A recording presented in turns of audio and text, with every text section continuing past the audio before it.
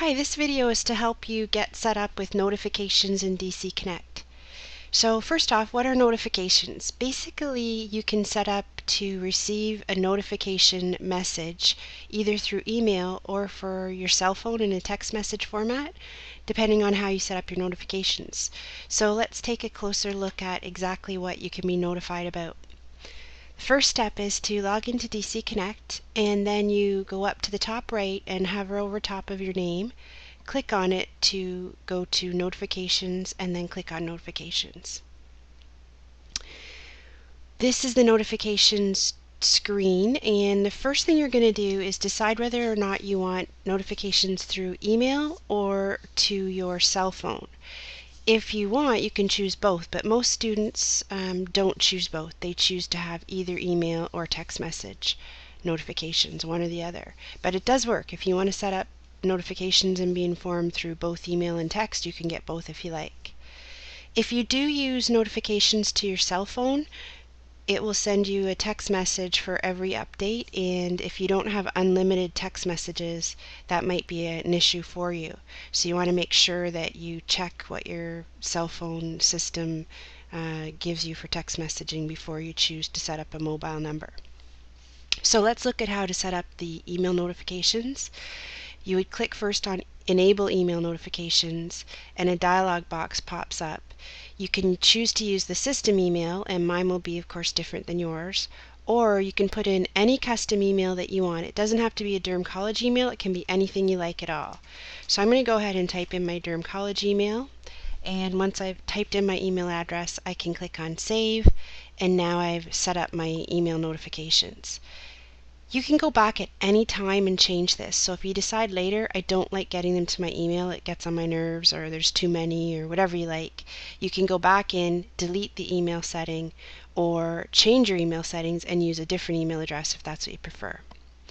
To register your cell phone for notifications, you would click on Register Your Mobile. Up pops this dialog box. You choose your country, your carrier, whatever that might be. It could be Bell, it could be Rogers, there's a whole bunch of them in here. And I'm just going to put in a fake mobile number here. Use the Durham College one. You would put in your phone number without dashes and including the area code, and you click on Save. At this point, it's going to tell you that a confirmation code was texted to your cell phone. It'll be a 4-digit number. If you didn't get it for some reason, click on Resend My Confirmation Code and you'll get another one. So you'll pull up your cell phone now and take a look at your text messages. Here's what the message will look like from your text messages. So it will say, you have mail from no reply at DC Connect, blah, blah, blah. You would reply with read, and that will then send you the message. Now, one thing I don't really like that much is that if the message is really long, for example, a notification is long, it will cut off part of it, and what you'll have to do at that point is type in more to read the rest of the message. So it's very limited in terms of how long the message can be before you have to type in more and get a second text message. But you can give this a try, and if you don't like it, you can always go back later and change to email notifications instead. Okay, so back to the DC Connect notification screen. The next thing I want to talk about is the summary of activity piece. Students have not really told me that they appreciate this all that much, but you can give it a try and again turn it off if you like. Your two choices for summary of activity for each of your courses is to choose to either never get a summary of activity or daily. So you don't really have any other choices here. If you choose daily, you can pick the time, and it won't send it in text message. This is only an email, and so you'd have to have your email notification set up for it to send you a summary of activity for your courses. It's going to send you a summary of everything that went on in your course, and there are some courses that you may want this for and others that you don't. So down at the bottom of this screen, I'm going to show you at the end how to exclude certain courses from your activity summaries. So instant notifications, this is the important section. This is the part that students tell me is fantastic, that they really like. You can see that there are tick boxes so that you can choose what you want to be notified about. So let's just talk about the most common ones first off. You would choose if you wanted them to notify you through email with this column or through text message with the SMS column. And you'll see that for the first one, you can't get a text message notification. It's not available for you. So the first one is discussion posts. You may have noticed in discussion posts that you can subscribe to a discussion post thread or topic or forum. And it didn't actually inform you likely if you did choose to try this out because you didn't set up your notifications first.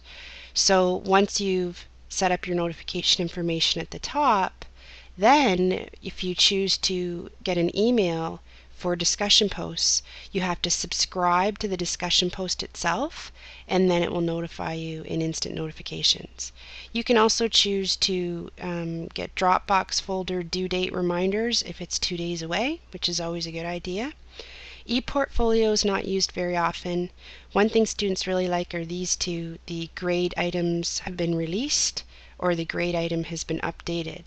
And down under custom notifications, if you choose this tick box, it will actually tell you as well what your grade is.